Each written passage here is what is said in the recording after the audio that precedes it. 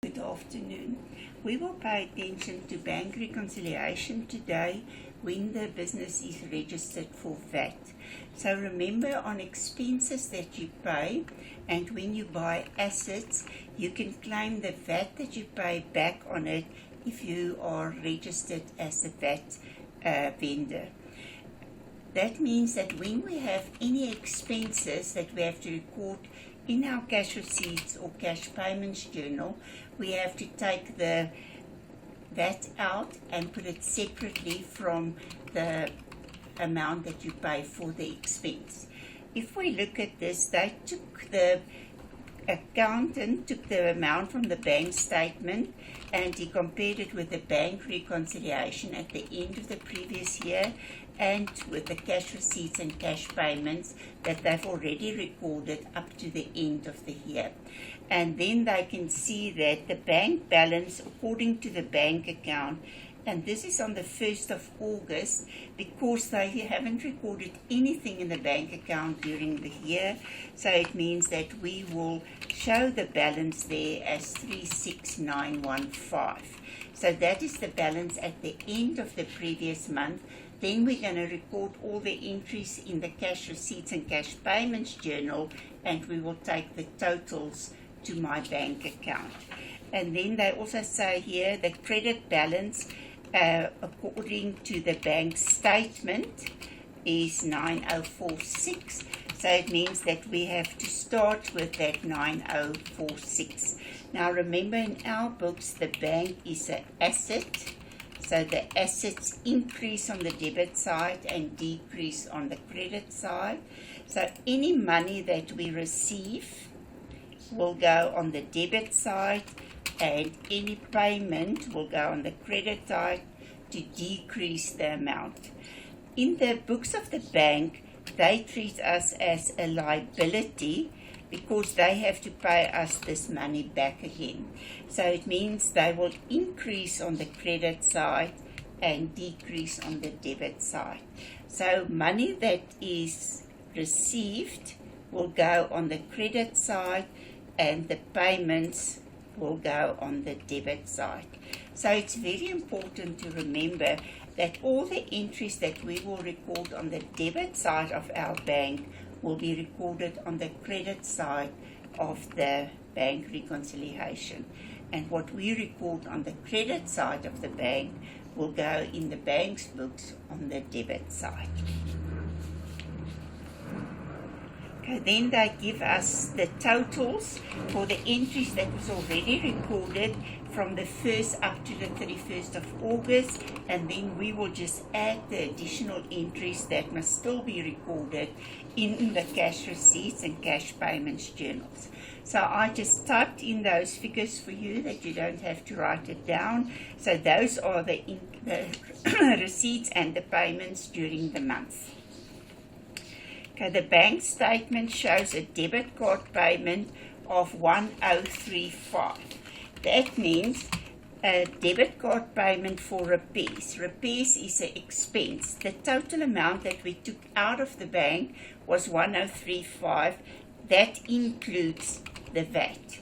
So I have to split that figure between the expense, so that will be 100 over 115, and the VAT 15 over 115.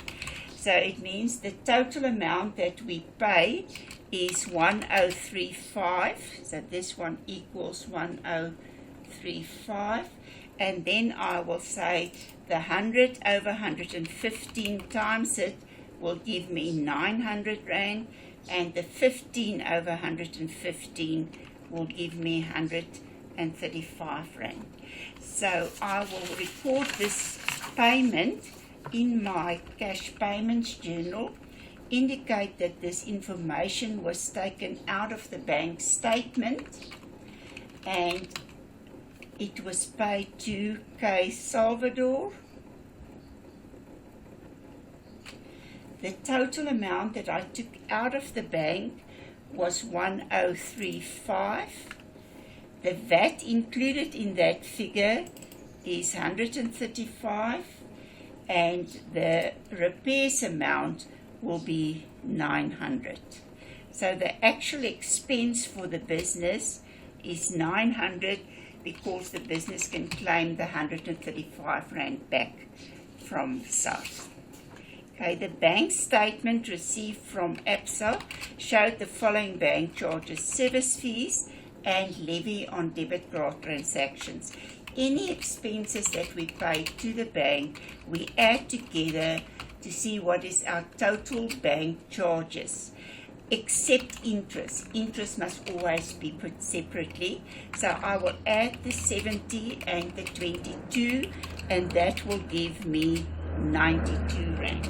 Now in this case again, I have to split the expense that we have to pay between the bank charges. That will be 100 over 115, and that will give me 80 Rand, and 15 over 115 will give me 12 Rand. Okay, this bank statement is from ABSA, so I will show that I got the information from my bank statement. It's paid to ABSA. The total amount that decreases my balance in the bank is 92. 12 of that is for VAT, and 80 Rand is for bank charges.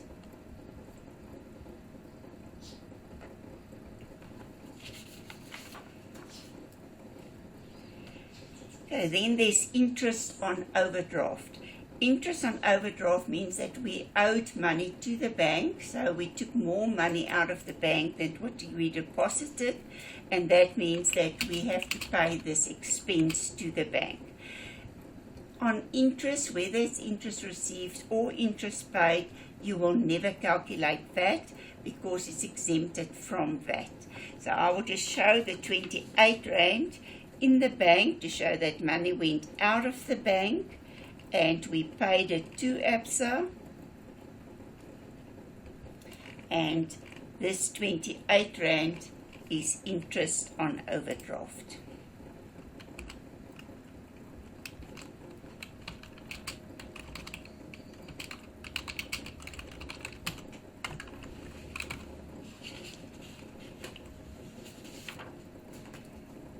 A deposit of 6150 deposited on the 31st of August is not shown on the bank statement. So we already recorded the 6150, but the bank must still record it. So it means this entry will be recorded on the bank reconciliation statement on the side that the bank will indicate a deposit.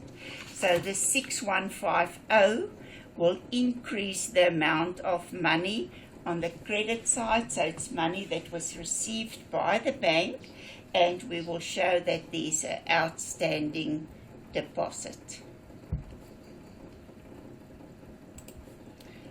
So the bank will still record this at the beginning of the next month, so we printed out the bank statement before they did the final entries. Okay. The bank paid a stop order for 500 in favor of United Bank. It included the installment on the loan and interest of 100 Rand. So a stop order is basically like an EFT that we pay money out of the bank.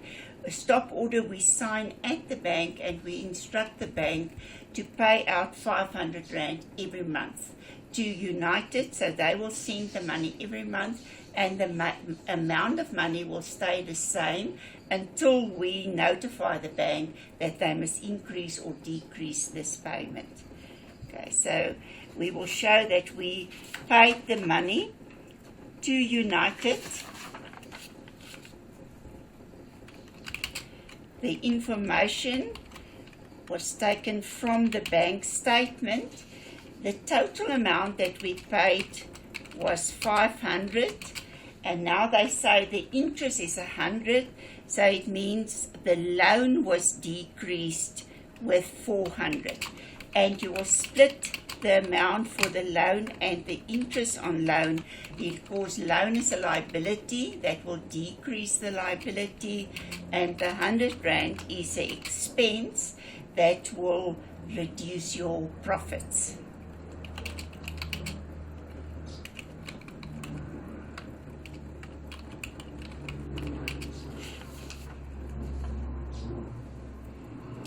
Okay, the bank had not entered a deposit of 1,500 in the current account of Lawson Traders. Now remember, our business is called Lawson Traders.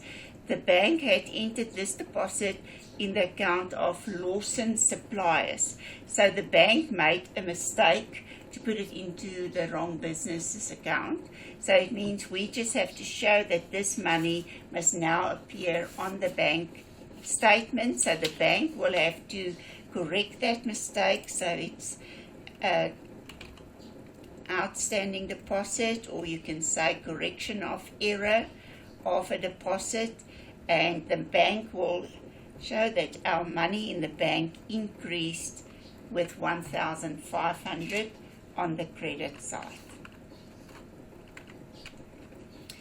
Number 9, the bank statement showed a debit of 250 for an EFT issued to Telkom that was outstanding on the previous bank statement. So it means we already recorded the previous month. They still had to record it, and now they've shown it on the bank statement. So they've only done what we told them to do. So it means that we will not record any entry for the 250. The bank statement showed a direct deposit of 320 received from Jay Spring in settlement of his account of 350. Okay, so this is money that we receive. So we will record it in our cash receipts journal and show that we received 320 from Jay Spring. We obtained this information from the bank statement. Now they tell you here that this is in settlement of a debt of 350. So the difference between 320 and 350 is 30 Rand, and we will split that amount between the amount that they paid and the VAT. So it means 320 was received from Spring, and the in settlement account of 350, so there was that of 30 Rand. So I will indicate in my debtors control that I will receive the total amount of 380. The 30 I will split between that, and I will split it between discount. So the discount will be 100 over 115, and the VAT will be 15 over 115.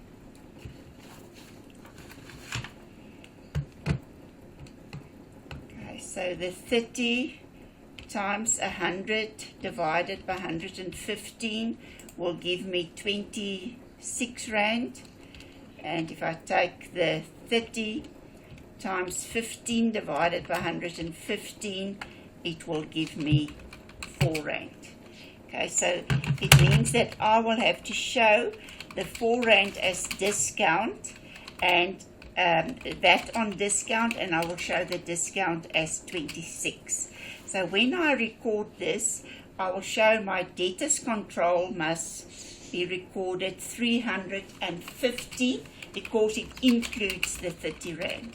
Then for the VAT, we calculated is 4 Rand, and we will show 26 Rand as discount allowed.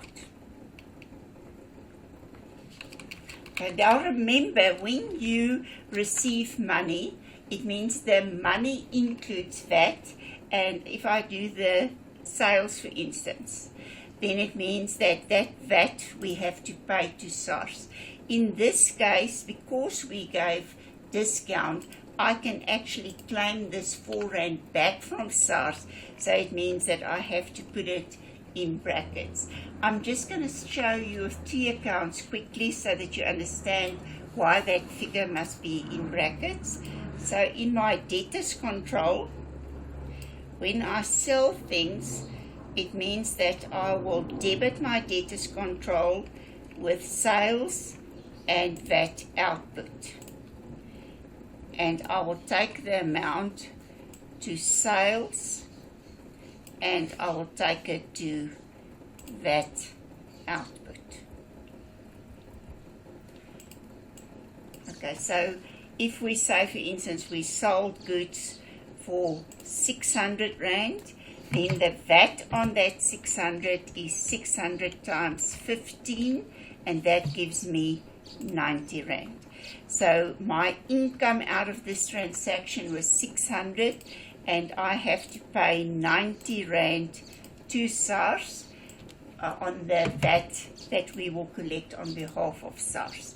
Now, if this person pays his account and we allow discount, it means that I will show that in the bank I receive money. And so, for instance, I receive 590 Rand. Now we give discount.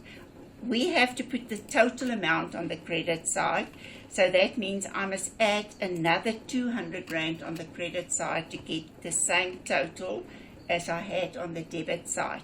But that amount will be split between discount allowed and VAT output. So the total, if it's in settlement of account, must be 790. So the discount that I allowed there was 200 times 100 over 115, and that will give me 174.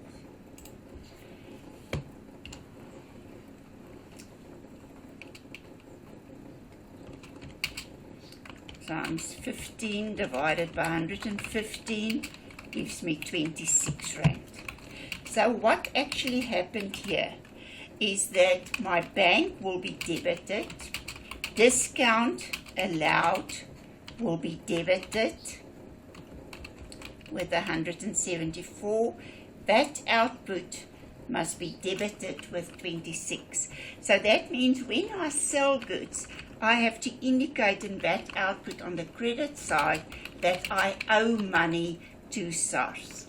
If we don't collect the full amount from the debtors because we allow discount or there's bad debts or they return goods, it means that we didn't collect this full 190 from SARS. So that means that we have to show that we can claim the VAT back that we didn't collect. And that's why in my cash receipts journal, if it's VAT on discount, I must show it in brackets to indicate that my total VAT that I must pay to SARS will decrease with that amount.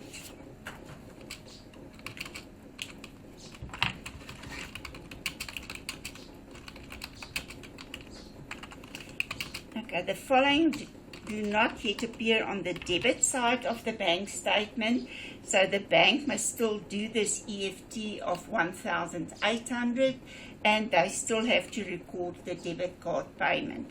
Now remember, when you have a debit card, it means that the bank account of the business is linked to your normal bank account at the bank.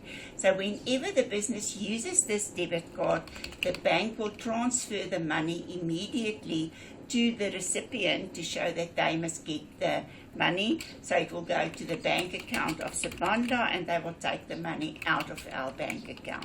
Now in this case, they haven't made these payments yet, so I'm going to show in the bank statement that the bank must still record these entries. So there's an outstanding EFT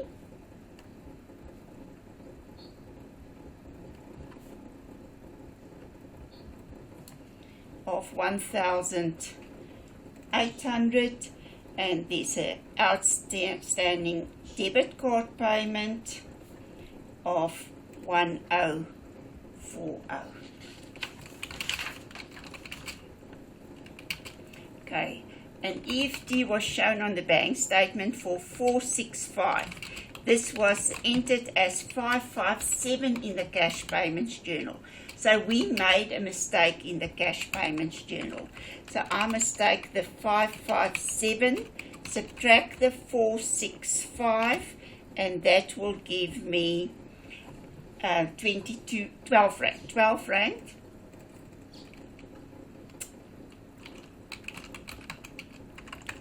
£92, sorry. And then this 92, I made a mistake. So when I recorded it at the higher amount, it means that I showed VAT on the higher amount. Now I have to reduce the amount, so I must see what is the amount that will have an effect on inventory and what is the amount that will have an effect on the VAT. So the inventory will be 80 and the VAT will be 12 rand. Okay, so it means that I put too much in my cash payments journal, so I have to correct it now in my cash receipts journal. This information was also obtained from the balance sheet and I will show that it was Yale stores. The total amount in the bank will increase with 92 because we put a higher amount incorrectly on the cash payments journal. That means the VAT would be 12 rand and the inventory will actually decrease with 80 rand. So because when we bought it and we put the higher amount in the cash payment, we showed a higher amount for inventory, and now we must decrease that amount.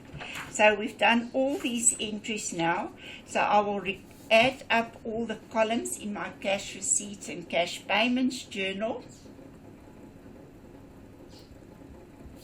Remember, if there's amounts that they've already done during the month, you also have to show those amounts. And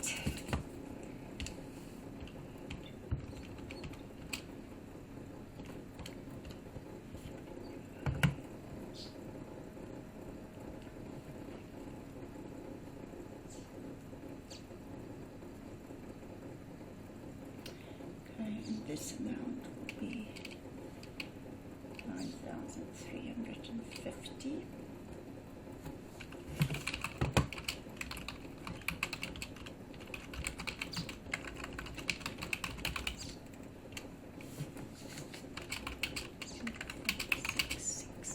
So you can check yourself and add all these amounts and see if you get the total that you recorded in the bank. Okay, then in the cash payments journal, I will add up and that will give me 59033. The debtors is 200. The VAT is 3165. Creditors 32,600. And this one will be 23068. So now the totals in the bank column, I will transfer those two amounts to my bank account, and I will indicate on the debit side of my bank account that I received money.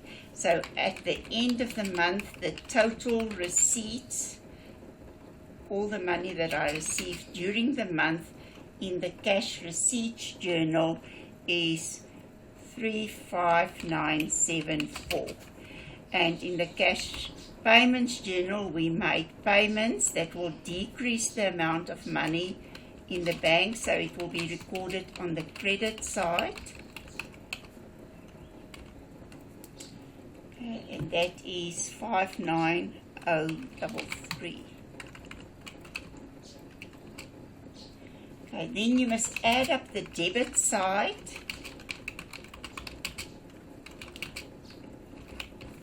And we will work out what is the balance between the debit side and the credit side. So the balance carried down will be the 72889 minus the 59033, and that will give me 13,856. And on September the 1st, we will bring down that balance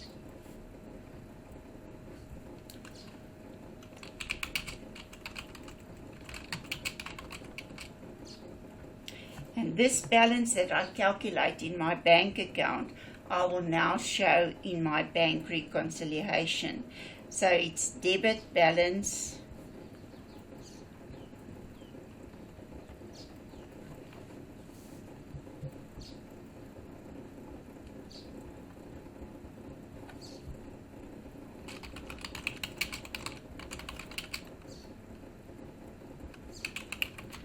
and the balance is 13,856.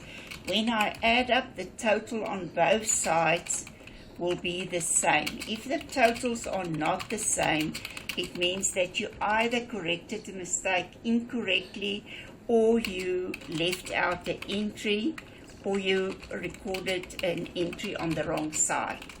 But if you write the exam paper, if it doesn't balance, don't go and look for the mistake. It's possible that you just left out one figure and you're going to lose 1 or 2 marks for it.